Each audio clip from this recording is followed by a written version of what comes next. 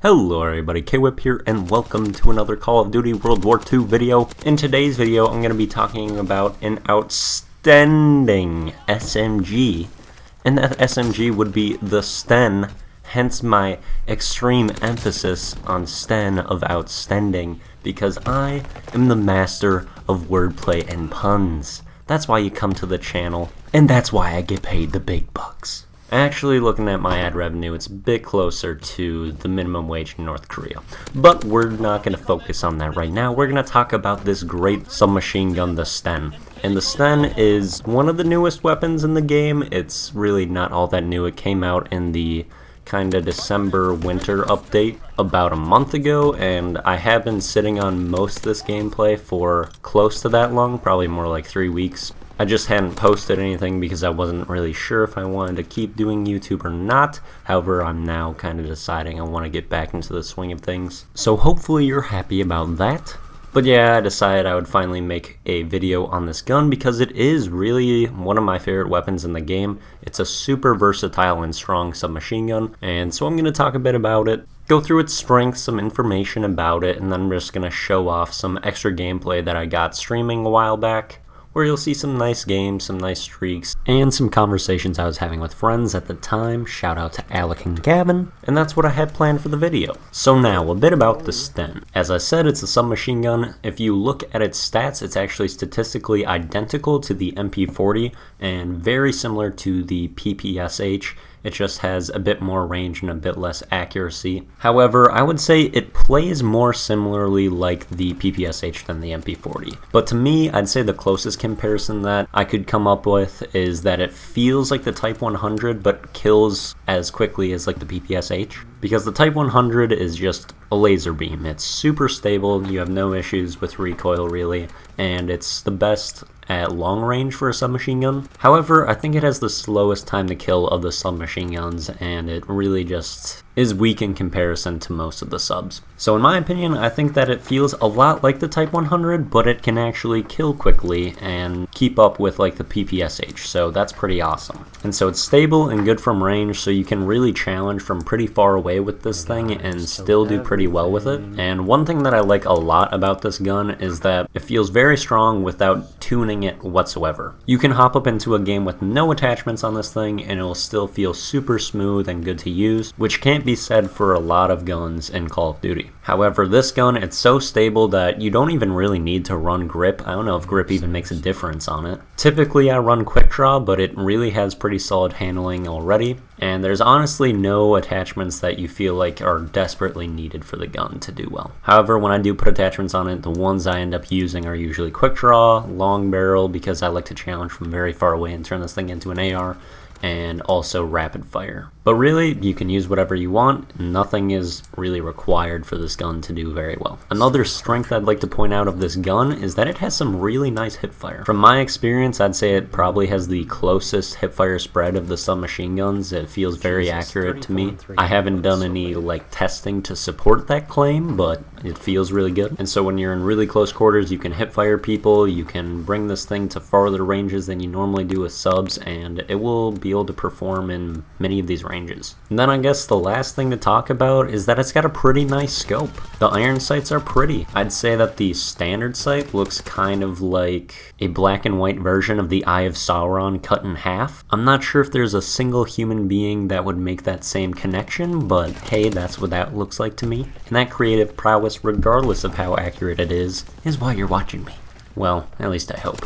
But whatever you think it looks like, it's a very nice scope. And then the scope that I use on my variant, the heroic version, which is that clean silver look with the skull as the pin, which is so cool. I kind of feel like it's got a trident look to its iron sights that like Poseidon or Aquaman would be sporting. So you got the trident scope or the Sauron scope, both of them very nice, very easy to use, don't obstruct your view too much, and I'm definitely a fan of them. And that's going to be everything I have to say about the Sten. If you're wondering how you can get it, I'm pretty sure you can still get specific variants of it from just normal supply drops and rare supply drops, as the winter collection has just been kind of immersed within the normal supply drops. Or if you complete the winter collection for the Sten, you can get the kind of iced out version of it, but you can't buy any of the collection pieces anymore, so you really have to just get very lucky and get all of the certain pieces to finish the collection. And then the last way you might be able to get it is through one of the special orders, where you have to complete 50 matches and then you get a gun.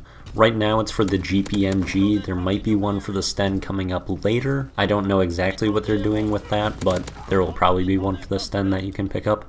And that's all the ways that you can get the Sten, I believe. But anyway, that's everything I have to say about the Sten. I'm just going to cut to some live gameplay that I got on Twitch when I was talking with friends or doing whatever. So I hope you enjoy the rest of the video. Thank you for watching, and see you later. What a scrub. Oh, I'm so dead. Never mind, I got a double kill. Ish lit. Woo! The jumper. Oh, there's so many people here. No!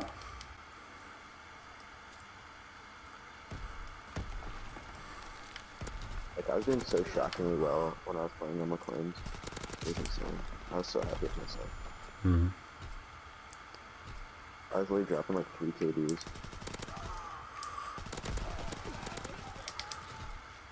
Damn, I almost could have had a quad feed, but I was running out of ammo.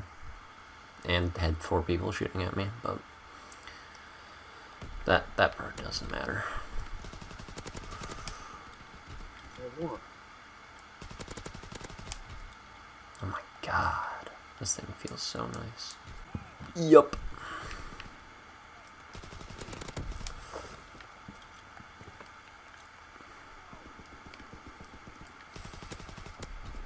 The clip on that is so small. Yep. Oh, he's so weak, but I had to reload. He's A side.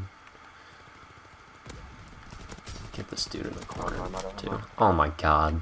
Those shots were so nice. I was gonna get him, too. But you got that pistol gunny. Wow.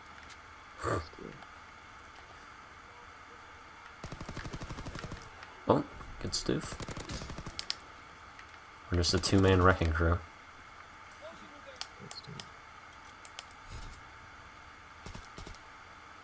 This is bold to be challenging from this far.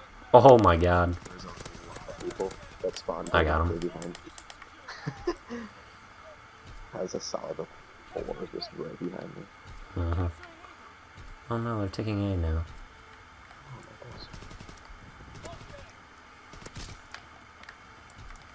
Oh.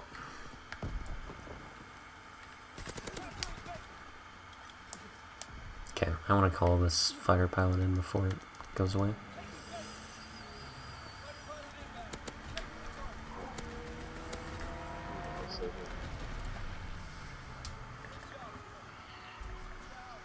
Jeez, 54. Look at this. A little tap through the window. That thing is nice. Wow, I don't think any of those bullets after that. Dude, the slow-mo makes it always look off, though. There and theirs. Do you mean what's my pronouns? Please respect my pronouns. Lately on YouTube, I've been watching this.